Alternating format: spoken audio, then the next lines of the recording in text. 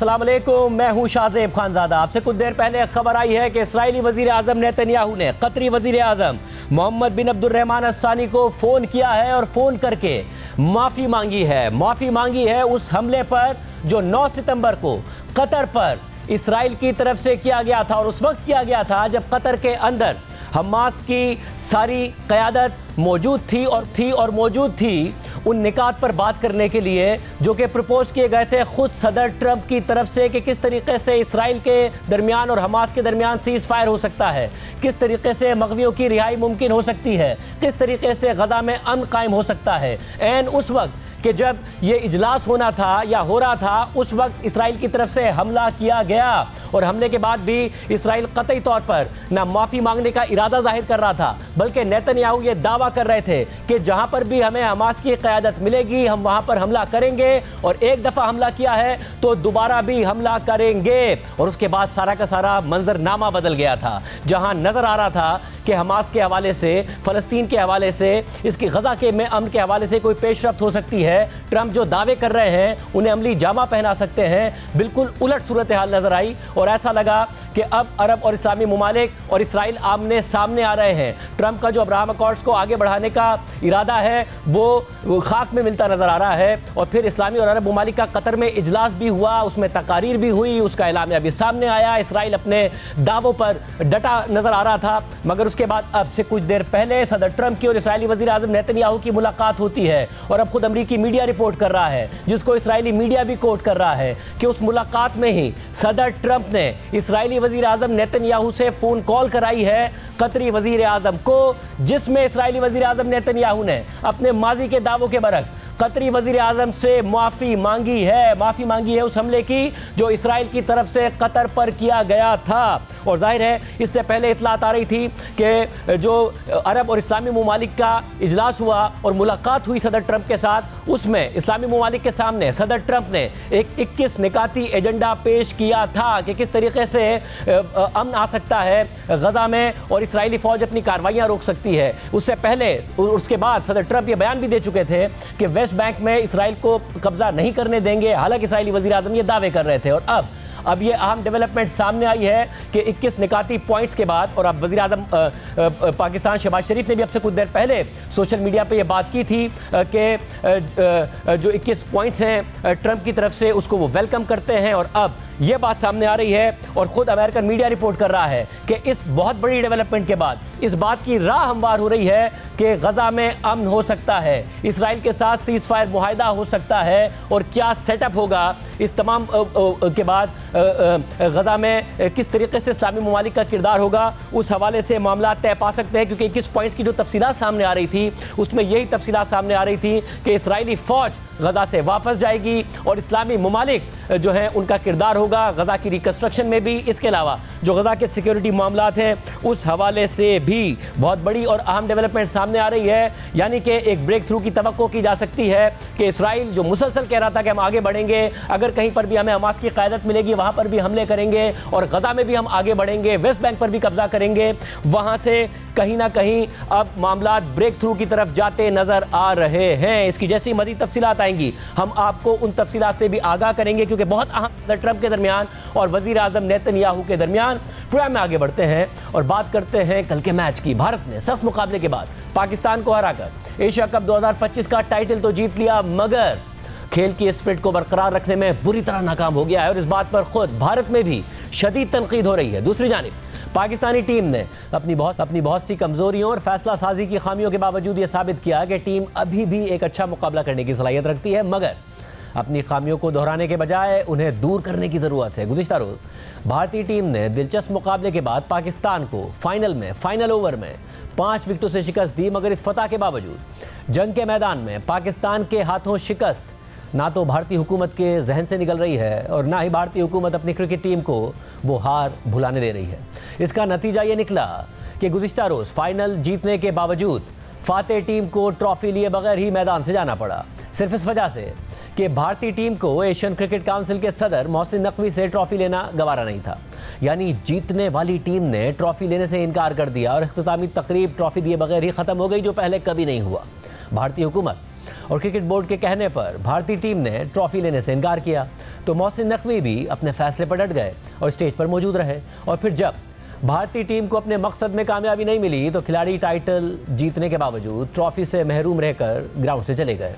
Match के बाद भारतीय कप्तान ने पाकिस्तानी सहाफ़ियों के सवालों के जवाब भी नहीं दिए, बल्कि पाकिस्तानी सहाफ़ी का सवाल मुकम्मल होने के बाद अपने मीडिया मैनेजर से पूछा कि बोलना है या नहीं बोलना, और फिर कह दिया कि मुझे सवाल ही समझ नहीं आया। आज आप चैम्पियन बने और अच्छी गेम खेली आपने, लेकिन सवाल ये है कि इस पूरे टूर्नामेंट में जो आपका बिहेवियर रहा पाकिस्तान टीम के साथ, आपने हैंडशेक नहीं किया, फिर आप ट्रॉफ़ी के लिए फ़ोटो सेशन आपने नहीं किया, आपने एक सियासी प्रेस कॉन्फ्रेंस की। पूरी क्रिकेट की तारीख में आप पहले कप्तान हैं जिन्होंने क्रिकेट के अंदर सियासत लेकर आए। बोलना है नहीं बोलना है? गुस्सा हो रहे हो आप? सवाल पता ही नहीं चला आपका, आपने 4 क्वेश्चन पूछ लिए एक टाइम। खेल को इस हद तक सियासत की नज़र करने के बाद खुद भारतीय वज़ीर आज़म नरेंद्र मोदी ने यह साबित कर दिया कि खेल के स्पिरिट को तबाह करने में वो खुद ज़ाती तौर पर मुलव्विस है। और मैच के बाद एक्स पोस्ट में एक क्रिकेट मैच को पाक भारत जंग से मिला दिया और लिखा कि खेलों के मैदान में भी ऑपरेशन सिंदूर, नतीजा वही है, भारत जीत गया, हमारे क्रिकेटर्स को मुबारकबाद। इसके जवाब में मोहसिन नकवी ने एक्स पर लिखा कि अगर जंग ही आपके फ़ख्र का पैमाना है तो तारीख पहले ही पाकिस्तान के हाथों आपकी जिल्लत आमेज शिकस्त को महफूज कर चुकी है। कोई क्रिकेट मैच इस हकीकत को नहीं बदल सकता। खेल में जंग को घसीटना सिर्फ आपकी बेबसी को जाहिर करता है और खेल की असल रूह को पामाल करता है। जबकि मैच के बाद मीडिया से बात करते हुए पाकिस्तानी कप्तान सलमान अली आगा ने टूर्नामेंट में जो कुछ हुआ उसे मायूस कुन करार देते हुए कहा कि भारतीय टीम जो कर रही है वो हमारी नहीं, क्रिकेट की बेइज्जती है, अच्छी टीम्स ऐसा नहीं करती हैं।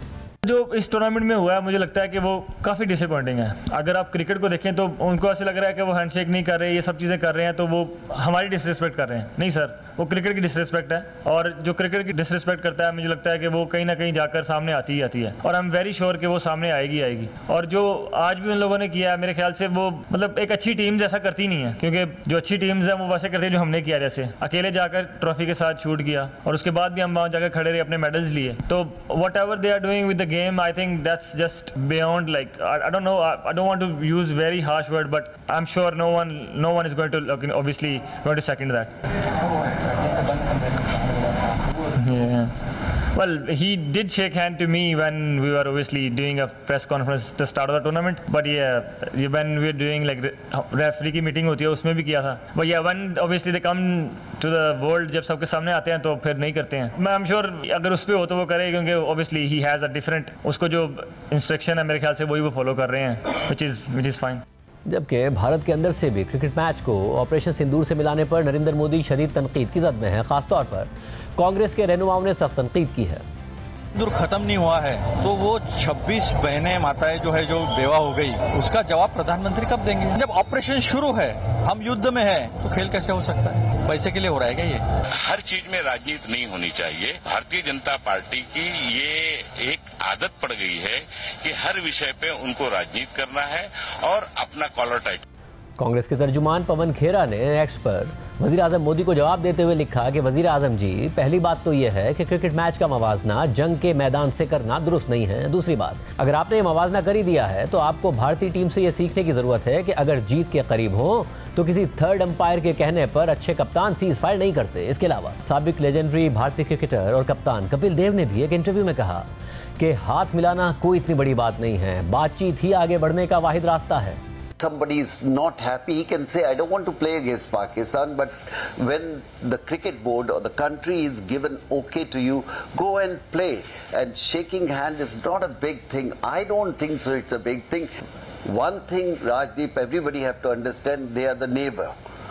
And you want to have a good neighbors. They can say the same thing, we can say the same thing. The only way forward is you have to have a dialogue, you have to talk to them again and again. In 70 years it didn't improve much, but one can't say run away from the situation, whatever both the countries are. They are our neighbor. We should try our best. Thing is, as a big brother, try to solve the problem. Yes, so many bad things happen, which I don't like to talk about that, and I like to move on in my life and try to say whatever happened yesterday, let's move on in for tomorrow, better tomorrow.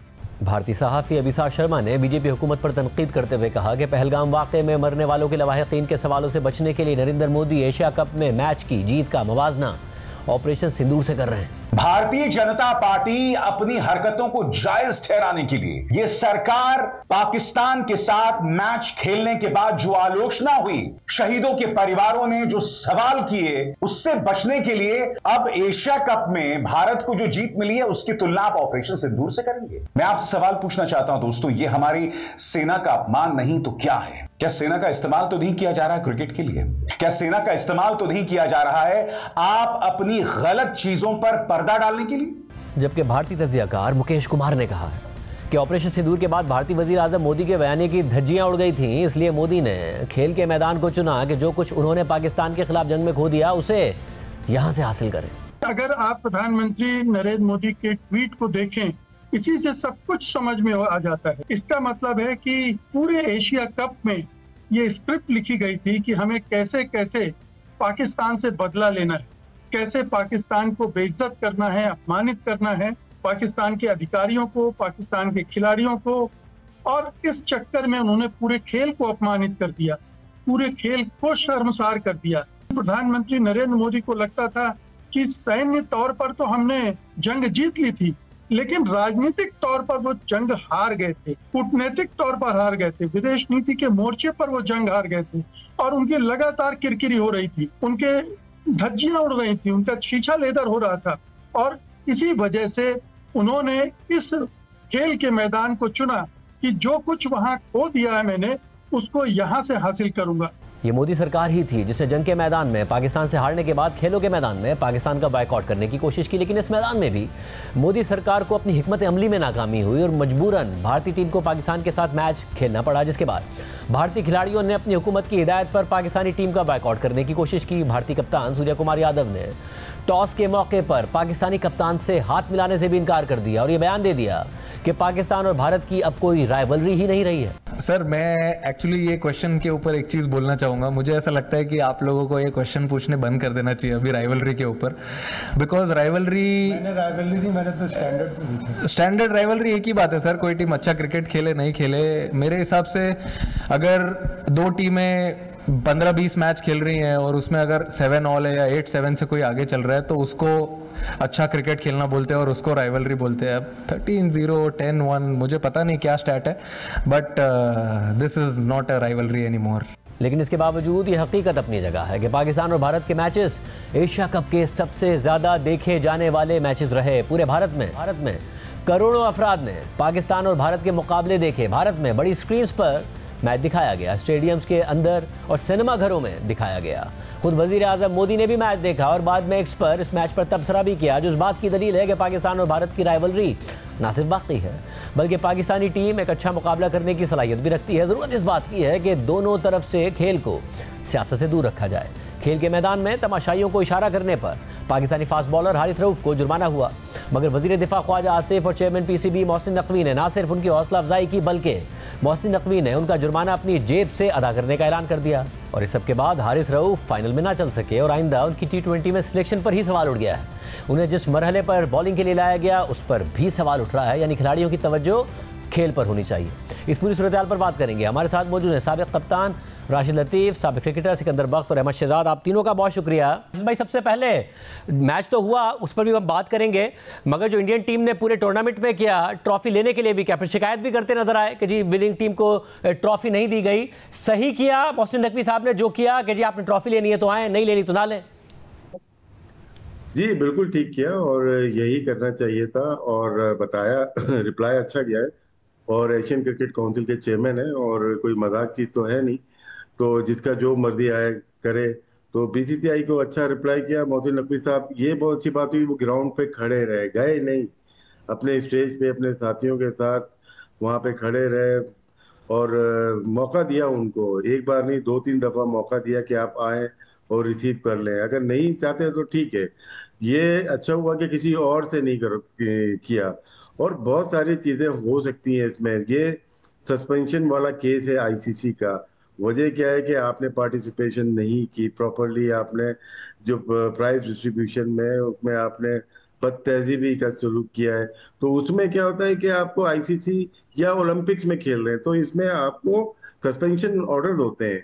यहाँ पे ICC का chairman हो, ICC का CEO हो, commercial director हो, director media हो, सारे तो इंडिया से हैं। तो इस वजह से हो सकता है कि बचत हो जाए, लेकिन ये चीजें चलने वाली नहीं है। कॉमनवेल्थ होने वाले हैं 2030 में, फिर ओलंपिक है 2036 में। इंडिया ने अप्लाई किया हुआ है। पाकिस्तान को फॉरेन जो ऑफिस है हमारे, उनको पूरा भरपूर एहतजाज दर्ज कराना चाहिए और अपनी जितनी भी काबीना है इसको मुतहरिक करना पड़ेगा। पाकिस्तान क्रिकेट बोर्ड को बहुत ज्यादा कंपेन करनी पड़ेगी इस चीज पे। जो चीज हुई रात में उसका पाकिस्तान के को तो नुकसान हुआ, लेकिन उसका फायदा पाकिस्तान की मीडिया को भरपूर तरीके से उठाना चाहिए। और जो कॉमनवेल्थ का ये सोच रहे हैं या ओलंपिक का सोच रहे हैं, इनका ख्वाब अधूरा का अधूरा रह जाए। अहमद, एक तरफ तो ये शिकवा था कि जी पाकिस्तान से हमें खेलना ही नहीं चाहिए, बॉयकॉट करना चाहिए, हाथ नहीं मिला रहे थे। फिर हुआ ये कि भारत में सिनेमास के अंदर कल मैच दिखाया जा रहा था, ये तो कहते थे राइवलरी नहीं है, और फिर राइवलरी ऐसी कि सिनेमास में मैच दिखा रहे हैं। खुद नरेंद्र मोदी साहब मैच देख रहे थे, मैच ख़त्म होते ही ट्वीट उन्होंने किया, उनके फॉरेन मिनिस्टर ने किया, उनके टीआई मिनिस्टर ने किया, और फिर आखिर में ट्रॉफी लेने के लिए नहीं तैयार हुए। तो कैंपेन तो ये बनाने की कोशिश की कि जी हमने पाकिस्तान को फिर एम्बैरेस किया ट्रॉफी ना लेके, मगर फिर ये शिकवा भी करते नजर आ रहे थे कि जी हमें ट्रॉफी क्यों नहीं दी। ये तो पहली दफा हो रहा है कि विनिंग टीम को ट्रॉफी नहीं दी जा रही है। सही किया मोहसिन नकवी साहब ने? देखिए, जहां तक इस एपिसोड की बात है, इससे पहले की बात है, जहां पे मोहसिन नकवी साहब की गलतियां थी, हमने उनकी निशानदेही की। हम अभी भी कहते हैं क्रिकेट में अंदर बहुत बेहतरियों की गुंजाइश मौजूद है। जो वो अपने साथ टीम लेके आए हैं उसमें बहुत गुंजाइश मौजूद है। लेकिन ये सारा एपिसोड जो है एशिया कप वाला, ये अभी से स्टार्ट नहीं हुआ। ये आप पीछे से देखें, जब हाइब्रिड मॉडल पे मनाया, यहाँ पे नकवी साहब का जो स्टांस था वो अच्छा था, ठीक। उसके बाद जो ये सारा सिनेरियो हुआ हैंडशेक वाला, वहां पे भी जो नकवी साहब का स्टैंस था अच्छा था। फिर नकवी साहब ने भी एक ट्वीट की, वो रोनाल्डो की जो एक एआई जनरेटेड वीडियो थी वो भी बीच में आई। उसके बाद भारत ने अब ये जो किया है ट्रॉफी ना लेने वाला, यहाँ पे भी मोहसिन नकवी साहब का जो स्टैंस है वो बिल्कुल ठीक है। मेरा ख्याल है कि उनसे क्रिकेट की, क्योंकि सवाल ये दूसरा है, क्रिकेट की शिकायत, क्योंकि वो क्रिकेट के बड़े हैं, हम करते ही रहेंगे जब तक क्रिकेट ठीक नहीं होगी। लेकिन इस चीज के ऊपर जहां पे उनके साथ इस तरह की बदतहजीबी हुई और बिल्कुल जो है भारत इतना नीचे गिर गया कि वो किसी भी हद तक जाने के लिए तैयार हो गया। इस एपिसोड के अंदर पूरी कौम मोहसिन नकवी के साथ है, और अगर जो नहीं है उनको भी साथ होना चाहिए, क्योंकि ये पाकिस्तान की इज्जत की सवाल है। वो जैसे भी हैं, हमारी शिकायत उनसे एक तरफ, लेकिन इस मौके के ऊपर पूरी कौम को चाहिए कि मोहसिन नकवी के साथ पीछे खड़े हों, क्योंकि उनका जो स्टांस था इस दफा भारत के अगेंस्ट, जितनी भी अभी ये सिनेरियो चला है, बहुत फर्म था, बहुत अच्छा था। और इस पूरी चीज के अंदर इंशाअल्लाह ताला हम तो साथ हैं ही हैं, लेकिन पूरी कौम से भी अपील करते हैं कि ये पाकिस्तान की इज्जत का सवाल है, यहाँ पे सबने पीछे खड़ा होना है। और जहां तक क्रिकेट की बात है वो हम उनसे शिकायत करते ही रहेंगे। और राज भाई, मुझे ये बताएगा कि मैं सिकू भाई का भी इस पर ओपिनियन लूँगा, क्योंकि वो वहीं उस वक्त मौजूद थे, जैसे वो हमारे साथ कनेक्ट हो जाते हैं। बट पहले आ जाते हैं हम पाकिस्तान की बॉलिंग पर। बहुत छोटा स्कोर था, जिसे बड़ा होना चाहिए था, उस पर भी बात करेंगे, मगर ऐसा लगा कि बॉलर्स ने फंसा दिया था बाकायदा मैच को। 3 आउट कर दिए 20 रन पर, उसके बाद कैच ड्रॉप होना, रन आउट ड्रॉप होना, उसके बावजूद भी मुश्किल था। कहीं ना कहीं डिसीजन मेकिंग हमने फिर ख़राब की है कि पाकिस्तान में जो कैपेसिटी है खिलाड़ियों की, उस पर तो बात होती है, मगर जो मेंटल स्ट्रेंथ है, डिसीजन मेकिंग है। साइम इकोनॉमिकल बॉलर थे, पूरे ओवर्स नहीं करा सके, नवाज ने 1 ओवर कराया, हारिस रऊफ पहली दफ़ा नहीं है, मुतादिद दफ़ा वो ऐसी क्रंच सिचुएशंस में, प्रेशर वाली सिचुएशंस में पाकिस्तान को हरवा चुके हैं। उन्होंने 3.4 ओवर्स में 50 रन खा लिए, हालांकि बाकी टीम ने 16 ओवर में 100 रन खाए। कहीं ना कहीं डिसीजन मेकिंग की वजह से हारे हैं। जी, इसमें मैं और अहमद कल पूरे मैच में थे और गाए बगाए हम आगाह भी कर रहे थे लोगों को कि किस तरह से मैच जा रहा है और किस तरह से हमें मैच खेलना चाहिए। देखिए, उनके 3 जो आउट हुए तो वो हमें बोनस मिल गया था। उन्होंने गलत शॉट्स मारे थे, फ़हीम अशरफ को और शाहीन को, जिस तरह से वो आउट हो गए थे, टॉप ऑर्डर आउट हो गए थे, जिससे हमें खौफ था। वहां से मैच चले जाना वो हमारी थोड़ी बहुत शायद गलतियां थी। मैं फील्ड प्लेसिंग की बात करता हूँ कि जब आपको इतना प्रेशर हो, प्रेशर गेम होता है, 3 आउट हो गए 20 रन पे, अगर अबरार बॉलिंग करने आता है, साइम अय्यूब बॉलिंग कर रहा है, इवन नवाज भी बॉलिंग कर रहे हैं, लॉन्ग ऑफ और लॉन्ग ऑन बहुत पीछे रख लिया था, टू अर्ली। आप उनको मारने दें। देखिए नहीं उठता बल्ला, अहमद से पूछे, नहीं उठता जब आपको इतना प्रेशर होता है। आप डॉट बॉल पे जाएंगे, जब डॉट बॉल पे जाएंगे तो नेट रन रेट जो रिक्वायर्ड रन रेट है वो बढ़ता चला जाएगा। उन्होंने 53 सिंगल्स लिए हैं T20 में। 53 सिंगल का मतलब है कि 14-15 रन तो हमने दिए हैं अपनी स्टार्ट में। अगर ले लेते हो उसकी वजह से देखिए वही फर्क 15-16 रन का हुआ, क्योंकि जब प्रेशर होता है उसमें मारते हैं। वो एक गलती हुई। फिर उसके बाद अबरार ने जब आउट कर दिया, संजू को आउट किया, उसके बाद उनको हटा दिया गया वहां पे। फिर हारिस आए, वहां पे उन्होंने 17 रन दिए। फिर अबरार आए, उन्होंने 11 रन दिए। वो 2 ओवर में 28 रन से मैच शिफ्ट हो गया। थोड़ी बहुत इसका है ना फोन, मैं चला जाऊं उधर, स्ट्रेटेजी में, प्लानिंग में, जो टाइम था, रियल टाइम पे शायद हम काम नहीं कर पाए इस तरीके से, जिसकी वजह से मैच हाथ से निकलता चला गया। और मुझे अहमद आप भी बताइएगा, से जो सिंगल था वो नज़र आ रहा था कि जैसे ही 3 आउट हुए और वहाँ पर भी पैनिक नज़र आया था टॉप ऑर्डर में, उसके बाद सैमसन ने और तिलक ने ये रिकॉग्नाइज किया, इस बात को रियलाइज़ किया कि जी सिंगल हमें लेने चाहिए, आखिर में अपनी विकेट को बचाना चाहिए। वाकई प्रेशर डालना चाहिए था, सिंगल रोकने के लिए खिलाड़ियों को आगे रखना चाहिए था, फील्डर्स को। बताते रहे हैं, देखिए कैप्टनसी के अंदर बिल्कुल कुछ चीजें थी जो इम्प्रूव होने वाली थी, बेहतर हो सकती थी। जिस तरह का हारिस रऊफ शुरू के अंदर आए थे तो वहां पे हमें विकेट चाहिए थी, उनको सिंगलें चाहिए थी, हमने सिंगलें दे दी, अटैक नहीं किया। वहां पे आप अटैक कर सकते थे। उसके बाद आप ये भी बात कर सकते हैं कि शाहीन का ओवर जो है आपको एक नीचे रख लेना चाहिए था, आखिरी ओवर वो ठीक कर लेते हैं, आप हारिस रऊफ के साथ गए। तो ये कुछ चीजें बिल्कुल अपनी जगह मौजूद थी, लेकिन ओवरऑल सलमान ने और माइक हेसन ने साइम अय्यूब को खिलाया था ना। साइम अय्यूब नहीं बनते थे टीम के अंदर इतने फेलियर्स के बाद। यार कौन कहां से आप उनको जो है ना आप एक्सपेक्ट करते हैं कि वो आपको परफॉर्मेंस करके देंगे। आपको रन चाहिए, हसन नवाज आपको चाहिए थे मिडिल के अंदर आपके जो है ना। उस दिन भी आप भारत के अगेंस्ट आपने 43 बॉल्स में 48 रन बनाए हैं, आप लोग चौक किए हैं। आज कल के मैच में फिर देख लें, हम कहते रह गए आपके शो में भी बैठ के, हर शो में बैठ के यार कर लो, पूरा पाकिस्तान कह रहा है हसन नवाज को खिला लो, नहीं खिलाया उन्होंने।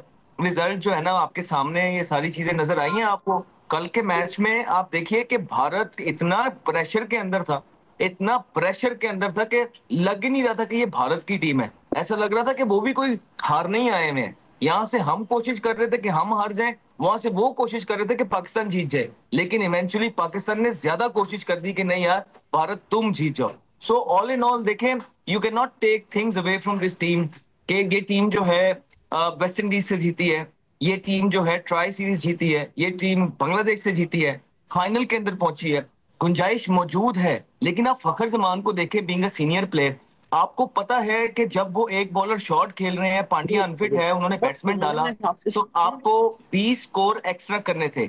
वहां पे आपने जो दुबे था नॉन पार्ट टाइम बॉलर, उसको अटैक करना था। वो नए बॉल पे ही आ गया और नए बॉल पे आके उसने 2 ओवर्स में 12 स्कोर दिए, 12। तो आधा मैच तो आपने यही खराब कर लिया।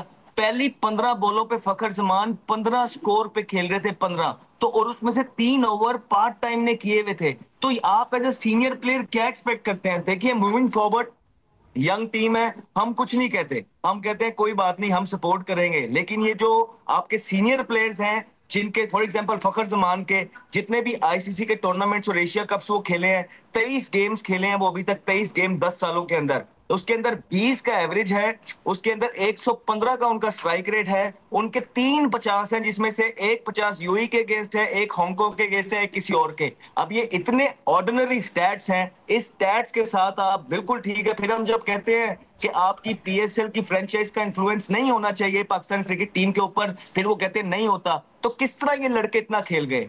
कौन इनको सपोर्ट करता रहा थ्रू आउट अभी तक? ये किस तरह इन परफॉर्मेंस के साथ टीम के अंदर है? 10 साल में आपने इतनी इन्वेस्टमेंट कर दी और फिर हारिस रऊफ की परफॉर्मेंसेज आपके सामने है। अब देखिए 2 चीज करनी है आपने, एक तो साइम अय्यूब का कुछ करना है, एक आपने ये जो हारिस रऊफ और फखर जमान का। फिर एक और बहुत इंपॉर्टेंट चीज है, मैं आज तक ये कहता नहीं हूं, लेकिन इस लॉट के साथ ये प्रॉब्लम है कि आपके पास कुछ टीमें, कुछ लोग होते हैं, जब आपके पास आप फाइनेंशियली स्ट्रांग हो जाते हैं ना, आप मेंटली और अच्छा खेलने लग जाते हैं। लेकिन ये प्लेयर्स जैसे जैसे फाइनेंशियली स्ट्रांग हो जाते हैं, ये इजी लेने लग जाते हैं। तो अब इन पे जो इन्वेस्टमेंट है, इनकी लीग्स थोड़ी सी रोक देनी है, बिल्कुल रोक देनी है, बंद कर देनी है। जो इन्वेस्टमेंट आपने इनको की है वो पाकिस्तान के लिए तो नहीं आपको इवेंट जितवा सके, अब आपने इनको डोमेस्टिक में भेजना है। ये 2-3 लड़कों की जो मैं बात कर रहा हूँ कि वो जो अब बच्चे हैं ना, ये बच्चे तैयार करें, उनके अंदर जाके खेलें, उनको ग्रूम करें, ताकि जो आपकी इन्वेस्टमेंट है उसको और मैं सिकू भाई आप भी बताइएगा, कल ज़ाहिर पहले जो बैटिंग का फेलियर, उससे पहले हम जरा बॉलिंग के फेलियर की बात कर रहे हैं। कल जो कुछ हुआ उसमें आपको लगता है डिसीजन मेकिंग से ज़्यादा हारे हैं बजाय इसके कि परफॉर्मेंस, क्योंकि ज़बरदस्त मैच था। इंडिया तो कहने लगा था कि राइवलरी नहीं है, राइवलरी तो कल ऐसी थी कि लास्ट ओवर तक मैच गया। इंडिया जो कहता था बॉयकॉट करना चाहिए, उनके सिनेमाज में मैच दिखाया जा रहा था। कल वो ट्रॉफी लेने नहीं आ रहे थे, तो अब वहाँ पर जीतने के बावजूद तनकीद हो रही है कि हमने ये करना ही नहीं चाहिए था, कि हम स्पोर्ट्समैन स्पिरिट के अगेंस्ट गए हैं। कपिल देव जैसे लोग भी बात कर रहे हैं, उनके दूसरे पॉलिटिशियंस भी बात कर रहे हैं क्रिकेटर्स के अलावा। आपको लगता है कि डिसीजन मेकिंग से हारे कल? देखिए, कप्तानी की डिसीजन मेकिंग से 100% हारे हैं। जो राइवलरी की बात है वो तो मैं आपको पहले भी कह चुका हूँ, अभी आपने खुद ही सारी बातें कर दी कि राइवलरी नहीं होती तो इतना कुछ क्यों हंगामा होता। कल हर हाल में भारत सख्त प्रेशर में था। आप ये देखें कि आखिरी ओवर में 10 रन चाहिए थे, इससे ज्यादा बड़ा क्या हो सकता है। शुरू के अंदर हमारी बैटिंग चली, मिडिल ऑर्डर टोटल कोलैप्स हो गया। कल सुबह भी मैंने कहा था कि ये सारे लड़के जो हैं नीचे मिडिल ऑर्डर वाले, सारे जो हैं वो हैं जिनसे हमसे सवाल करने। उसके बाद शुरू के अंदर ब्रिलियंट कैचेस पकड़े गए 2-3, फिर एक आसान कैच छूट गया। यानी कि हमारी टीम जो है करवट बदलती रही, बिल्कुल कभी इधर कभी 3 जो कैच, उनमें से 2 मतलब एक आसान था, 2 तो बहुत अच्छे कैच पकड़े हारिस ने और सलमान अली आगा ने।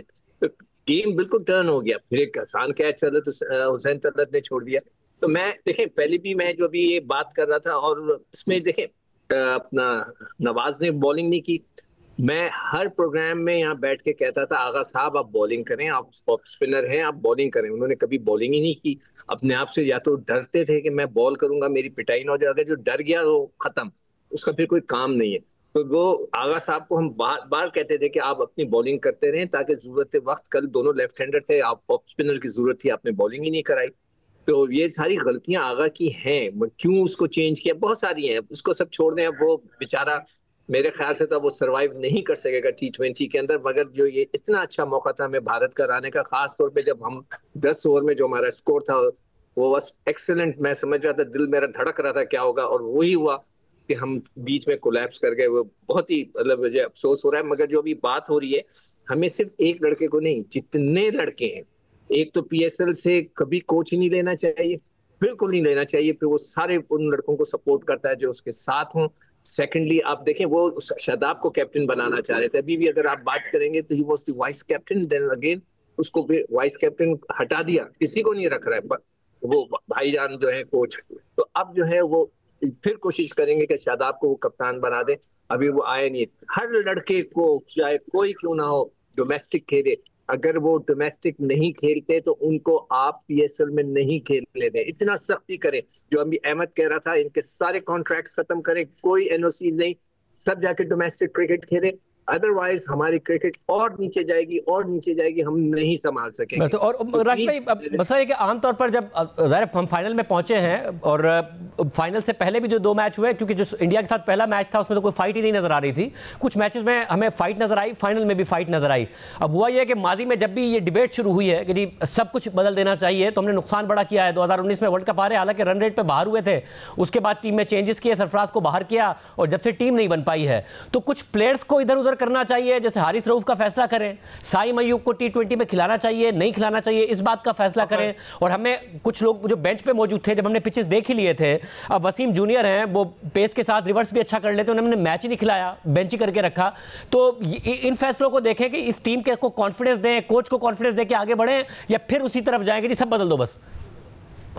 देखिए, प्लेयर तो हमने बदल के देखे, कोच भी बदल के देखे, लास्ट 10 ईयर से देख रहे हैं, 20 ईयर से देख रहे हैं। अब बोर्ड को भी चेंज करके देख लेते हैं, शायद हमें फायदा हो जाए। दूसरा ये है कि हमें प्रोफेशनल हायर करने पड़ेंगे जो बोर्ड रन कर रहे हैं। ये तो सारे मोस्टली ब्यूरोक्रेट्स हैं, इनका ताल्लुक ही नहीं क्रिकेट से ना। देखें, अभी क्राइसिस में आए हम लोग, अभी इसमें सेरेमनी में, तो कौन था जो समझा सकता था इनको, कौन था जो गाइड कर सकता था, कौन था जो नकवी साहब को रोक सकता था कि ट्वीट ना करें, जरूरी नहीं है। तो ये चाहिए हमें, प्रोफेशनल लोग चाहिए जो बोर्ड चला सकें, जो रन कर सकें। इस पे मुझे एक और बात है, क्योंकि बहुत ज़्यादा हुआ कि जो हारिस रऊफ है उन्होंने जब निशान बनाया इस बात का कि जहाज़ नीचे जा रहा है, और उसके बाद ज़ाहिर मिनिस्टर्स ने भी उनकी बड़ी तारीफ कर दी। ऐसा लगा जब बुमराह ने उनको बोल्ड किया और बुमराह ने वापस निशान बनाया तो हारिस रऊफ की एक ही पूरा का पूरा फोकस था कि मैंने विकेट लेनी है, जिसकी वजह से कोई वो उनका फोकस ही नहीं रहा कि किस तरीके से मैंने शाहीन कैसे बॉलिंग कर रहे हैं, फ़हीम कैसे बॉलिंग कर रहे हैं। तो इसका भी प्रेशर आया क्योंकि पाकिस्तानी टीम ने बड़ी मेच्योरिटी दिखाई थी ओवरऑल। क्या इसका प्रेशर आया हारिस पर? जी देखें, ये आपको किसी ने इशारा दिया ना करने का, तो डिस्ट्रैक्ट हो गए हमारे बॉलर। और सबसे ज्यादा कौन हुआ? मेन बॉलर हुआ है हमारा हारिस। कुछ भी है, वो आउट करने वाला बॉलर है, रन जरूर बनते हैं, अटैकिंग बॉलर को रन बनते हैं, चाहे वो शोएब अख्तर का जमाना हो या वकार यूनुस का जमाना हो, अटैकिंग को रन बनते हैं। लेकिन वो डिस्ट्रैक्ट हो चुका था, मीडिया में बहुत हाइप मिल गई। मैं इसके मतलब के हक में नहीं हूँ। हम बात कर रहे थे प्रोफेशनलिज्म की, बात कर रहे थे कि यहाँ पे बोर्ड में लोग चाहिए। सबसे अहम होता है, हम लोग तो काम कर रहे हैं, लेकिन हमारा कॉन्स्टिट्यूशन पीसीबी का है, उसको देख लें एक दफा कि उसमें हम क्या कर सकते हैं, क्या नहीं कर सकते। जिसका मर्जी होता है प्रेस कॉन्फ्रेंस करके स्कूल क्रिकेट शुरू कर देता है, जिसका मर्जी होता है कि चैंपियन लीग कराना शुरू कर देता है। ये कौन सा बोर्ड है? मैं तो बच्चों को, प्लेयर्स को कभी भी नहीं बोलता, मैं बोलता हूँ जो क्रिकेट रन कर रहे हैं। पाकिस्तान में खिलाड़ियों को कभी भी प्रॉब्लम नहीं रहा, हमेशा खिलाने वालों का प्रॉब्लम रहा है। और अहमद ये बताएगा, बैटिंग की तरफ आते हुए 13 ओवर 113 रन, 1 आउट, शानदार किस्म का आपको ओपनिंग स्टैंड मिल गया। साबजादा फरहान क्या ज़बरदस्त खेले, फ़खर जमान ने भी अच्छी कारकर्दगी दिखाई। उसके बाद आप कोलैप्स करते हैं, कुलदीप जिन्हें मार पड़ रही थी, सब ऐसा लग रहा था बस फैसला करके आए हुए थे, उसके एक ओवर में मारे जा रहे हैं, आउट हुए जा रहे हैं, एक ओवर में उसको 3 विकेटें दे दी। ये क्या था जहन में? हालांकि लग रहा था वैसे कि पिच ज़रा मुश्किल हो गया है, कोई बताने वाला नहीं था, कोई समझाने वाला नहीं था कि हम ओवर ही पूरे नहीं खेल पाए। मैं आपके साथ यहाँ डिसएग्री करूंगा। फखर जमान बिल्कुल अच्छा नहीं खेले। आपको अभी मैंने समझाने की कोशिश की है कि भारत एक बॉलर शॉर्ट खेला है, इसका मतलब है हमें 20 रन ज्यादा करने हैं, और उसके पार्ट टाइमर बॉलर को हमने अटैक करना था। दुबे ने 2 ओवर किए पावर प्ले के अंदर, फखर 15 बॉलों पे 15 पे खेल रहे थे, बीच में से 3 ओवर पार्ट टाइमर ने कर दिए हुए थे, वहीं पे तो मैच सेव हो गया। रन रेट तो देखे ना, मेंटेन हो रहा था ना, और 35 पर 46 उन्होंने बनाए हैं। हम तो अपने ओवर ही पूरे नहीं खेल पाए, हम तो फखर को उस वक्त ब्लेम करें अगर हमने ओवर पूरे खेले हो। होता है, यही तो होता है कि फिर बीच के अंदर जब आपने मेन उनके जो बॉलर पार्ट टाइमर तो उसके ओवर निकाल दिए, फिर बीच के अंदर प्रेशर है, किसी के पास टाइम ही नहीं बचा हुआ। या तो फखर जमान 80 रन की इनिंग खेलते तो समझ में आती। मगर आपने कहा था कि पार्ट टाइमर को मारना चाहिए, आपकी पहले भी ये राय थी कि पार्ट टाइमर को मारे ताकि मेन बॉलर्स, हमने मेन बॉलर्स को मारा है, बुमराह को पिटाई लगाई, कुलदीप को पिटाई लगाई, मेन बॉलर्स को मारा, वहां पे कंपनसेट किया था। आपको बीच के अंदर फिर उनके कुलदीप यादव को उनके चक्रवर्ती के अगेंस्ट अटैक करना पड़ा, क्योंकि आपने पार्ट टाइमर्स को नहीं मारा ना। तो अटैक में कामयाब भी तो हुए, वो तो हम बाद में फेल हो गए। 13 ओवर में 113 रन थे हमारे। वहीं पे देखिए, पहले 15 बॉलों पे फखर जमान का कितना स्कोर था, या पहले 22 बॉलों पे फखर जमान का कितना स्कोर था। तो सर बेसिकली गलती ये हुई माइक हेसन से और सलमान अली आगा से कि जब फखर आउट हो गया था, वहां लेफ्ट ही भेजना चाहिए था, वहां उन्होंने हारिस को भेजा, वो चलता बना, वहां पे उन्होंने सलमान को भेजा, वो चलता बना। उनके तो लेफ्ट आर्म स्पिनर थे, वहां पे आप शाहीन अफरीदी या फहीम अशरफ को भेजते तो वो शायद बेहतर तरीके से लेफ्ट आर्म स्पिनर को, उनके स्पिनर्स को टैकल कर सकते थे। यहाँ पे आपने गलती की है, और उसके बाद आप देखें कि लाइन ही लगी रह गई है। सलमान अली आगा की जहां तक बात कर रहे हैं, 146 डिफेंड कर रहा है, राइट 146 डिफेंड करने में वो और क्या करे 150 के अंदर। मेरा नहीं ख्याल है कि सलमान अली आगा ने कोई बहुत गंदी कप्तानी कल की है। You can always talk about के शाहीन अफरीदी का एक आधा ओवर बचा के वो रख सकता था, बट उसके अलावा वो क्या करता? हारिस रऊफ का जो शुरू के अंदर फील्डर था वो उसको ऊपर लेके आ सकता था। अगर सलमान अली आगा नहीं तो कौन? शादाब को आपने फिर से कप्तान बनवाना है। शादाब तो टीम में नहीं बनते, जिस परफॉर्मेंसेस वो आए हुए हैं, किस तरह वो कप्तान बनेंगे? मुझे ये बताएं। शायद यही सलमान अली आगा जो ट्राई सीरीज जीत के दी है, सलमान अली आगा है जिसने बांग्लादेश और वेस्ट इंडीज के खिलाफ सीरीज जीत के दी है, वही कप्तान है कि आप फाइनल के अंदर पहुंचे हैं। तो आप किस तरह इस तरह कर सकते हैं? हाँ, उनकी अपनी परफॉर्मेंस क्वेश्चन मार्क है, उनको बॉल करने पड़ेंगे, लेकिन ये पाकिस्तान क्रिकेट बोर्ड की भी तो गलती है कि कोई आपने लीडर बनाया नहीं। एक ब्रेक हम प्रोग्राम में शामिल करेंगे, क्योंकि एक दफा फिर वही कैंपेन शुरू हो गई है कि जी बाबर आजम और रिजवान को वापस लाओ, टीम पूरी की पूरी बदल दो। क्या ये होना चाहिए? एक ब्रेक के बाद। प्रोग्राम में दोबारा खुशामदीद नाजरीन। आइंदा क्या किया जाए, गुफ्तगू हो रही है, पैनलिस्ट हमारे साथ मौजूद हैं। सिक्कू भाई, ये बड़ी अहम बात है, क्योंकि जो अहमद शहजाद भी कह रहे हैं कि आप कप्तान बदलते हैं तो फिर एक दौड़ शुरू हो जाती है कि इंटरनल पॉलिटिक्स शुरू हो जाती है। बजाय इसके कि कप्तान बदला जाए, कुछ वैसे चेंजेस किए जाएं और जो और कम से कम मेंटली और गेम अवेयरनेस के हिसाब से भी कि 13 ओवर में 113 है, थोड़ा सा लग रहा है कि पिच मुश्किल हुआ है। आपने कुलदीप को एक साथ 3 विकेटें दे दी, रीडिंग जैसे उनके 3 आउट हुए तो नजर आया कि सैमसन ने किस तरीके से वहां पर रीड किया और तिलक ने, और वो सिंगल पर चले गए थे।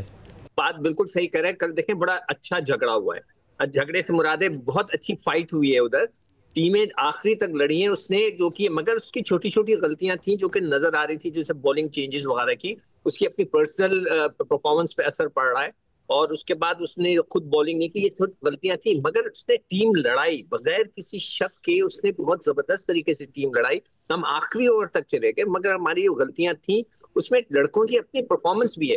देखिए आप टीम अच्छी सेलेक्ट कर लें, सेलेक्टर क्या करेगा जब लड़का जाके परफॉर्मेंस ना करे, कप्तान क्या करे जब कप्तान उसको कॉन्फिडेंस देता है कि तुम जाके करो। उसने अपनी तरफ से पूरी कोशिश की कि लड़कों को चेंज करे, बैटिंग ऑर्डर चेंज करे ताकि नीचे जाके लोग मारे। किसी का बल्ला नहीं चला, जो आ रहा था सर उठाकर मार रहा था। कि थोड़ा सा सब्र तो करता, थोड़ा सा खेलने की कोशिश तो करता। हमने आखिरी की 4 बॉलें भी छोड़ दी। तो ये लड़कों की भी तो गलती है, ये सिर्फ उसकी कप्तान की गलती नहीं होती, इसमें लड़कों की भी गलती है। जो सीनियर, मैंने आज सुबह के प्रोग्राम में ये बोला, मैं दोबारा कह रहा हूँ, वो लड़के जिन्होंने 50 इंटरनेशनल मैचेस पाकिस्तान के लिए खेल लिए, इधर they have to be a match winner, they have to be पक्का प्लेयर, अदरवाइज उनको जो है आप निकाले। आपने 50 मैचों खेलने के बाद, वो तो वहां पे 100 मैच की बात कर रहे हैं, वो सही कह रहा है, फकर को पूरा फिनिश करना चाहिए था। हारिस ने 100 मैच खेले में उसको मैच विनिंग बॉलिंग करानी चाहिए थी। उन्होंने क्या किया भाई, आप 100 मैच किस लिए खेल गए? 100 मैच तो हम तसव्वुर नहीं कर सकते। आपने 100 मैच खेल लिए, आपने आखिरी ओवर सही नहीं करा सके, वो पूरा फिनिश नहीं कर सका। तो ऐसे खिलाड़ी या तो वो मैच विनर हो या वो पक्के हो, अदरवाइज ऐसे लड़के जो ना ऑलरेडी 50 मैच खेले में, उनको आप बिठाएं, नए लड़कों को लेके आए। यहाँ पे लाइन लगी भी अंडर 19, खुदा के वास्ते मैं पीसीबी के आगे हाथ जोड़ता हूँ कि अंडर 19 को सही करें। वहीं से कप्तान निकलते हैं, वहीं से प्लेयर निकलते हैं। आपने पिछले साल कराया ही नहीं, और अंडर 19 में 3 डे मैच रखे।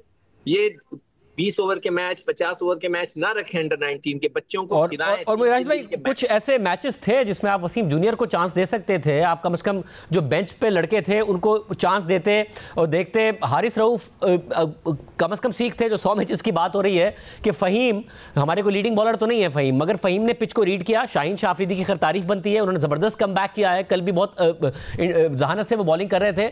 हारिस देखते हैं कि दूसरे बॉलर्स किस तरीके से चल रहे हैं, बजाय इसके 3 ओवर्स में 50 रन खा लेते। क्या हारिस को भी रिप्लेस करना चाहिए हमें? देखिए, इसमें मोहम्मद वसीम जूनियर की बात की, वो लास्ट ईयर भी सेंट्रल कॉन्ट्रैक्ट में थे, 1 मैच खेले थे। इस साल भी सेंट्रल कॉन्ट्रैक्ट में 1 मैच खेले थे। ऑल टुगेदर जो बात की अहमद ने और सिक्कू भाई ने, बिल्कुल ठीक है, उसकी मैं तारीफ करता हूँ। होता क्या है कि आपकी प्लानिंग क्या है कि आप मॉडर्न डे क्रिकेट खेल रहे हैं। हम तो सुन रहे हैं ना 1 साल से कि मॉडर्न डे क्रिकेट खेलेंगे। सलमान अली आगा बोलते हैं हम इसी तरह से खेलेंगे, भले हम 50 रन पे आउट हो जाएं। माइक हैसन ये बोलते हैं कि हमें स्ट्राइक रेट अच्छा करना है, हमें इसी तरह की मॉडर्न डे क्रिकेट खेलनी है। तो वो खेल रहे हैं इस तरह से, आउट भी हो रहे हैं, खेल भी रहे हैं। वो जब कल क्लैप्स हुआ है ना हमारा, देखिए 13वें ओवर में आउट हुआ है हमारा, 1 विकेट 13वें ओवर में गिरी है। 14वें ओवर में अक्षर पटेल आया, 5 रन देके उसने 1 विकेट और ले लिए। फिर 1 विकेट गिरी 15वें ओवर में, वरुण चक्रवर्ती ने आउट किया। फिर अक्षर पटेल आया, फिर उसने आउट किया, गेम ओवर। तो क्या हुआ, आपको बोला गया था कि आपको मार के खेलना है, आप रीड नहीं करते बॉल को। ना चक्रवर्ती को रीड किया, ना आपने कुलदीप को रीड किया। आप मारते रहे, आंखें बंद करके मारते रहे, और बॉल दूर होती थी। दूर से कभी भी छक्के नहीं लगेंगे, वो लगेंगे सीधी बॉल के ऊपर लगेंगे। अगर देखें, साहबजादा फरहान वो प्लेयर है जो कि जिसने अपनी क्रिकेट फर्स्ट क्लास से शुरू की थी। उसने सोचा भी नहीं था कि वो T20 खेलेगा। 2018 का डेब्यू उसका, उसके बाद लंबा अरसा रहा वो नहीं खेला।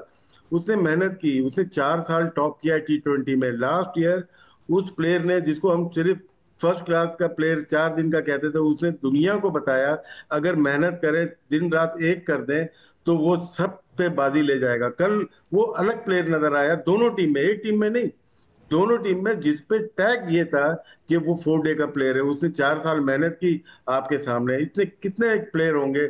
अब ये देखें, हमारी फर्स्ट चॉइस कौन थी? साइम अय्यूब, फखर जमान। उसके बाद दूसरी चॉइस कौन थी? हमारे मोहम्मद हारिस और हसन नवाज। ये तो हमारी चॉइस ही नहीं था। ये तो एक बाई चांस एक मैच फखर जमान अनफिट बांग्लादेश में हो गए 50 कर दिए, फिर ले गए, फिर एक ड्रॉप किया, फिर वेस्ट इंडीज ने 50 कर दिए। ये तो बाई चांस 5वां ओपनर है पाकिस्तान का जिसको खिलाया जा रहा है। तो ये है कि प्लेयर को जानबूझ के पीछे किया जाता है। इंटरनल पॉलिटिक्स, आप जितने बड़े प्लेयर लेके चले जाएं, इंटरनल पॉलिटिक्स से 6 प्लेयर आपकी सिलेक्शन कमेटी मिली हुई थी उनके साथ, प्लेयर के साथ, मैनेजमेंट के साथ, तो वो आपको 6 फास्ट बॉलर तो हमें नहीं चाहिए था ना, 3 तो बैठे रहे। तो किसने कहा था 6 फास्ट बॉलर लेके जाए? आपके पास रिप्लेसमेंट ही नहीं थी। बैट्समैन कौन खिलाते हम?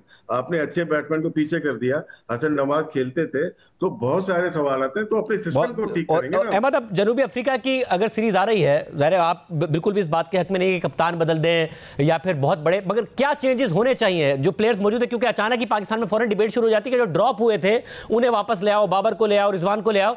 क्या चेंजेस होने चाहिए? बस ये मेरे ख्याल से मेरी आखिरी बारी है, तो मैं थोड़ा सा अपना भी दिल की बातें कर दूं। ये जो लोग कह रहे हैं ना कि फलाने को ले आओ, टिमकाने को ले आओ, यही पहले ये बात करते थे, स्पेशली एक्स क्रिकेटर्स की बात कर रहा हूँ कि इसको निकालो। अब ये पॉलिटिक्स क्या खेलते हैं जो हमारे एक्स प्लेयर्स हैं, इस दफा मैं नाम नहीं ले रहा, अगली दफा मैं नाम लेके भी बताऊंगा अगर वो बाज ना आए तो। पहले ये बाहर निकलवाते हैं, उसके बाद जब बंदा जमीन के अंदर गिर जाता है उसकी तारीफ करना स्टार्ट कर जाते हैं। इससे एक तीर से 2 निशाने ये खेलते हैं, एक उसको सिंपैथी देते हैं प्लेयर को जिसके अगेंस्ट बोला होता है, दूसरा ये सिलेक्शन कमेटी में क्योंकि इन्होंने खुद जाना होता है ये वहां पे भी टारगेट करवाते हैं। तो ये एक तीर से 2 निशाने, यही चीजें जब ये क्रिकेट टीम के अंदर भी थे यही पॉलिटिक्स खेलते थे, और आज भी बैठे हुए जब इन्होंने खबरों में आना होता है वो ये चीज करते हैं। नंबर 1। नंबर 2, शाहजेब भाई 10 साल हो गए फखर जमान को खेलते हुए। 10 साल के अंदर 23 गेमें वो आईसीसी टूर्नामेंट की और एशिया कप की खेला है। 20 की एवरेज से 115 का स्ट्राइक रेट है। मैं ऐसे इंसान को 10 साल के बाद अपनी टीम में ना रखूंगा जिसने अपनी पीक की क्रिकेट खेल रही है। तो I think thank you very much करने का टाइम आ गया सिलेक्शन कमेटी का।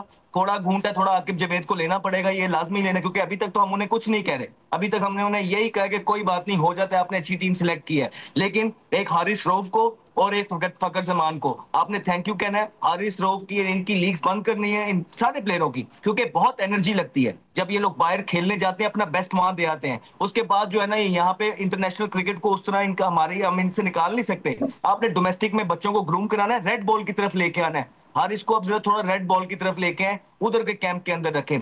कप्तान कोई भी नहीं है, लीडर पीसीबी ने कोई नहीं बनाया हुआ, सॉरी टू से। अगर आपने इसको जिसने 3-4 सीरीजें जितवा दी हैं अभी फिर हटा दिया, फिर किसको बनाएंगे? फिर वो यारी दोस्ती चलती रहेगी? नहीं, लीडर हटाने की कोई जरूरत नहीं है। साइम अयूब को आपने थोड़ा सा उसके साथ काम करना है, टीम में रखना है, रख लें, ड्रॉप भी करना है, कर लें। नए बच्चे को दोबारा पीछे गेयर नहीं लगाना। आपके पास ये सैंपल साइज छोटा है उसका, ये मोहम्मद नईम जो लड़का लाहौर कलंदर का है, बहुत छोटा सैंपल साइज है। तो ठीक है, जहां आपने 1-1 50 पे बाकियों को भी खिला दिया तो उसको भी ट्राई कर लें आप T20 के अंदर। मुझे पता है कि वो शायद उनके स्टैट्स इतने अच्छे नहीं होंगे 4-डे क्रिकेट वगैरह में, लेकिन पोटेंशियल है और पाकिस्तान के पास इस तरह के और कोई प्लेयर है नहीं। तो आपको एक कदम आगे जाना है बजाय कि आप एक कदम पीछे जाएं। तो ये 3-4 चीजें हैं जो पाकिस्तान टीम ने करनी है। इससे अगर ये ना की तो बहुत तनकीद होने वाली है इन पे, और हम ही यहाँ बैठे हुए हैं, हम उड़ा के रख देंगे। और अगर ये कर ली तो शायद इसी में पाकिस्तान की बेहतरी है। और ये याद रखिए, हमें पता है इस चीज का कि पाकिस्तान क्रिकेट बोर्ड ने जो चीजें करनी थी वो नहीं की हैं, लेकिन हम एक मैस नहीं मचाना चाहते, हम जानबूझ के तनकीद या बदले नहीं उतारना चाहते। हमारा हमेशा से मकसद यही है कि पाकिस्तान क्रिकेट आगे जाए। हम वही बात करते हैं जिसमें तनकीद वो हो जिससे कोई बेहतरी हो सके। अगर हमने सिर्फ तनकीद करनी होती तो उन लोगों के लिए पैगाम है, 3 मैच भारत से आ रहे हैं, अभी तक हंगामा भरपा कर देते अगर हम तनकीद कर रहे होते, लेकिन हम सिर्फ कंस्ट्रक्टेड क्रिटिसिज्म करते हैं पाकिस्तान की बेहतरी के लिए। सिक्कू भाई, फाइनल 3-4 चीजें हैं जी। सिक्कू भाई, फाइनल कमेंट। देखिए, अभी जो राशिद ने बात बोली है ना, हमारे इस क्रिकेट सिस्टम में एक बहुत बड़ा वायरस आया। वो वायरस ये है कि ये लड़का टेस्ट क्रिकेट का प्लेयर है, ये लड़का जो है वनडे का प्लेयर है, ये लड़का T20 का प्लेयर है। ये क्या चीज है? वो क्रिकेटर है। आप उसको एक मैच देखो तो देखें। मैं बात करता हूँ कि याद है आपके पास जो लड़के हैं वो कहते हैं नहीं ये टेस्ट क्रिकेटर है, इसको तो हम T20 में नहीं लाएंगे, जैसे अभी राशिद फरहान की बात कर रहा था। इस तरह के बहुत से केसेस हैं, यही करते हैं। और जब आप पुराने खिलाड़ियों को बुलाने की बात कर रहे हैं कि क्रिकेट के जो तबाही आई है, जो हमारे यहाँ लड़के नहीं पैदा हुए वो इनके वजह से हुए। इन्होंने खुद खेलते रहे, अपने आप को नंबर 1 नंबर 2 करते रहे और दूसरे लड़कों को उन्होंने लिफ्ट ही नहीं कराई। यही तलत, हुसैन तलत, यही खुशदिल जो अभी बाहर बैठा आ रहा है, एक मैच दिया उसको, ये सारे लड़के उन्हीं की पैदावार है ना। उनके जमाने में इनका कैरियर डिस्ट्रॉय हुआ इसलिए कि उन्होंने उनको खिलाया नहीं अपने मकसद के लिए। वो तो सारे तो खुद अपने मकसद के लिए कि मैं नंबर 1 रहूं, नंबर 2 रहूं रैंकिंग में। खुदा के वास्ते अगर आपने दोबारा उनको बुलाया तो ये टीम बिल्कुल तबाह हो जाएगी, इसलिए कि ये बहुत बड़े पॉलिटिशियंस है। ये पूरे क्रिकेट, पाकिस्तान के क्रिकेट को खुद चलाना चाहते हैं। ये ऐसा नहीं होता। क्रिकेट बोर्ड को जो है चलाना चाहिए। क्रिकेट बोर्ड जो है ना अपने आप को, देखिए पैसे तो क्रिकेट बोर्ड देता है ना, तो वो आप उनके एम्प्लॉई हैं। तो अगर आपके ऊपर एम्प्लॉई चढ़ता है, कभी ऐसा नहीं होता। जो मालिक होता है वो मालिक होता है। तो हमें इन लड़कों से को जो है दूर रखना चाहिए। ये सारी बेकार बातें हैं कि उनके आने से टीम बदल जाएगी। मुझे बता दें 5 साल में क्या किया है उन्होंने, कैसी कप्तानी की है। मैं हमेशा क्रिटिसाइज करता हूँ पिछले 5 साल में कि बाबर की कोई कप्तानी थी। मैं तो सर पीटता था कि यार ये क्या कप्तानी कर रहा है। सारा खुद खेल लेते थे, अपने नंबर 1 बना रहे हैं अपने आप को। तो नहीं, ये ऐसा कुछ सही नहीं है। सिर्फ और सिर्फ डोमेस्टिक क्रिकेट। मैं आपको पूरा रिकॉर्ड निकाल के दे दूंगा कि दुनिया बहुत भर की टीमें हजार। बहुत शुक्रिया। प्रोग्राम में ब्रेक शामिल करते हैं और आम खबर उसकी तफसीलात पे बात करेंगे ब्रेक के बाद। आज सुप्रीम कोर्ट के आईनी बेंच ने जस्टिस तारिक महमूद जहांगीरी को काम से रोकने का इस्लामाबाद हाई कोर्ट का फैसला मुअत्तल कर दिया है। सुप्रीम कोर्ट के जस्टिस अमीनुद्दीन खान की सरबराही में 5 रुकनी आईनी बेंच ने जस्टिस तारिक महमूद जहांगीरी की दरख्वास्त पर समाअत की। आईनी बेंच में जस्टिस जमाल खान मंदुखेल, जस्टिस मोहम्मद अली मजहर, जस्टिस हसन अजहर रिजवी और जस्टिस शाहिद बिलाल हसन शामिल हैं। नुमाइंदा खुसूसी जियो न्यूज़ अब्दुल क़य्यूम सिद्दीकी के मुताबिक सुप्रीम कोर्ट का 5 रुकनी आईनी बेंच मुकर्रर वक्त से 17 मिनट की ताख़ीर से कमरा अदालत में आया। कमरा अदालत वकला से भरा हुआ था। अदालत के सामने पहली लाइन में जस्टिस तारिक महमूद जहांगीरी के वकील मुनीर मलिक के साथ अली अहमद कुर्द, उनके साथी आबिद साक़ी और इम्तियाज़ सिद्दीकी एडवोकेट बैठे थे। उनके पीछे वाली कुर्सियों पर दाएं से बाएं इस्लामाबाद हाई कोर्ट के जजेस अपने यूनिफॉर्म में तरतीब से बैठे थे। पहले नंबर पर जस्टिस सरदार एजाज इसहाक खान, फिर जस्टिस मोहसिन अख्तर कियानी, इसके बाद जस्टिस तारिक महमूद जहांगीरी, उनके साथ जस्टिस समन रिफत इम्तियाज़ और फिर जस्टिस बाबर सत्तार बैठे थे। 9:45 बजे शुरू होने वाली समाअत 15 से 20 मिनट तक जारी रही। पहले बेंच ने सिर्फ फरीक़ैन को नोटिस जारी करते हुए समाअत कल तक मुलतवी करने का इब्तिदाई हुक्म लिखवाया, लेकिन जस्टिस तारिक महमूद जहांगीरी के वकील मुनीर मलिक ने कहा कि अगर हाई कोर्ट का गैर कानूनी हुक्म मुअत्तल ना किया गया तो बाहर गलत सिग्नल जाएगा। इस पर अदालत ने जस्टिस तारिक महमूद जहांगीरी को अदालती काम से रोकने का अबूरी हुक्म मुअत्तल कर दिया और दीगर फरीक़ैन को नोटिस जारी कर दिए और समाअत कल सुबह तक के लिए मुलतवी कर दी। इसके अलावा आज समाअत के दौरान जस्टिस शाहिद बिलाल ने रिमार्क्स दिए कि रजिस्ट्रार ऑफिस के एतराज़ात के बावजूद रिट पटिशन पर नंबर कैसे लग गया। जस्टिस जमाल खान मंदुखेल ने कहा कि सुप्रीम कोर्ट पहले ही फैसला दे चुकी है कि किसी जज को जुडिशल वर्क से नहीं रोका जा सकता। जस्टिस तारिक महमूद जहांगीरी के वकील मुनीर मलिक ने मौक़िफ़ अपनाया कि हाई कोर्ट का हुक्म गैर कानूनी है और जज को रोकना इंसाफ का कत्ल है। उनका कहना था कि पाकिस्तान में पहली बार किसी जज को खिलाफ कानून अदालती काम से रोका गया। हाई कोर्ट का फैसला सुप्रीम कोर्ट के तयशुदा उसूलों और मलिक असद अली केस के बरक्स है। इस पर जस्टिस मोहम्मद अली मजहर ने रिमार्क्स दिए कि मलिक असद अली केस के मुताबिक जज के खिलाफ को वारंटो हो सकता है मगर अबूरी हुक्म जारी नहीं किया जा सकता। इस्लामाबाद बार काउंसिल ने भी मुकदमे में फरीक बनने की दरख्वास्त दी है। आईनी बेंच ने समाअत कल तक के लिए मुलतवी कर दी और इस्लामाबाद हाई कोर्ट के 2 रुकनी बेंच का फैसला मुअत्तल कर दिया। और आज की समाअत के हुक्मनामे के मुताबिक वकील मुनीर मलिक दरख्वास्त गुजार की तरफ से पेश हुए और उन्होंने असद मलिक केस का हवाला दिया और ये दलील दी कि आला अदालत के जजेस के खिलाफ को वारंटो की रेट काबिल समाअत है मगर अबूरी हुक्म जारी नहीं किया जा सकता। मुनीर मलिक ने मजीद कहा कि हमने हाई कोर्ट के अबूरी हुक्म को चैलेंज किया है, इसलिए रिस्पोंडेंट को नोटिस जारी किया जाता है। अदालती हुक्मनामे के मुताबिक ये मामले आईनी शिकों की तशरीह से मुताल्लिक है, इसलिए हम अटॉर्नी जनरल और एडवोकेट जनरल इस्लामाबाद को नोटिस जारी कर रहे हैं। ऑफिस दीगर फरीक़ैन को कल 30 सितंबर को सुबह 9:30 बजे के लिए नोटिस जारी करे। इस दौरान इस्लामाबाद हाई कोर्ट का फैसला मुअत्तल किया जाता है और इस फैसले के बाद नुमाइंदा जियो न्यूज़ उवैस यूसुफ़ज़ई के मुताबिक जस्टिस तारिक महमूद जहांगीरी को हाई कोर्ट जजेस के ड्यूटी रोस्टर में शामिल कर लिया गया है। जस्टिस तारिक महमूद जहांगीरी के कल के सिंगल और डिवीजन बेंच के केसेस की कॉज लिस्ट जारी कर दी गई है और जस्टिस तारिक महमूद जहांगीरी का जस्टिस समन रिफत इम्तियाज़ के साथ डिवीजन बेंच भी बहाल कर दिया गया है। इसके अलावा आज सिंध हाई कोर्ट में जस्टिस तारिक महमूद जहांगीरी ने कराची यूनिवर्सिटी के डिग्री मनसूखी के फैसले को चैलेंज कर दिया है। नुमाइंदा जियो न्यूज़ अमीन अनवर के मुताबिक जस्टिस तारिक महमूद जहांगीरी ने जामिया कराची सिंडिकेट और अनफेयर मीन्स कमेटी के फैसले को चैलेंज किया है और आइन के आर्टिकल 199 की ज़ैली शिक 1 की ज़ैली शिक A2 के तहत दरख्वास्त को रेगुलर बेंच में मुकर्रर करने की सदा की गई है। जस्टिस तारिक महमूद जहांगीरी ने दरख्वास्त में मौक़िफ़ इख्तियार किया है कि तमाम एतराज़ात का जवाब समाअत के दौरान दिया जाएगा। जामिया कराची सिंडिकेट और अनफेयर मीन्स कमेटी के फैसले दायरा इख्तियार से तजावुज़ और गैर कानूनी हैं। जामिया कराची सिंडिकेट का एजेंडा और अनफेयर मीन्स कमेटी का फैसला कलअदम करार दिया जाए। जस्टिस तारिक महमूद जहांगीरी की यह दरख्वास्त कल समाअत के लिए मुकर्रर हो गई है। जस्टिस मोहम्मद इकबाल कलहड़ो की सरबराही में 2 रुकनी रेगुलर बेंच कल दरख्वास्त की समाअत करेगा। इसके अलावा चीफ जस्टिस याया अफरीदी ने सुप्रीम जुडिशल काउंसिल का इजलास 18 अक्टूबर को तलब कर लिया है। जस्टिस तारिक महमूद जहांगीरी की डिग्री के हवाले से शिकायत सुप्रीम जुडिशल काउंसिल में ज़ेरे इल्तवा है। आज के प्रोग्राम में इतना ही, दीजिए। अल्लाह हाफ़िज़।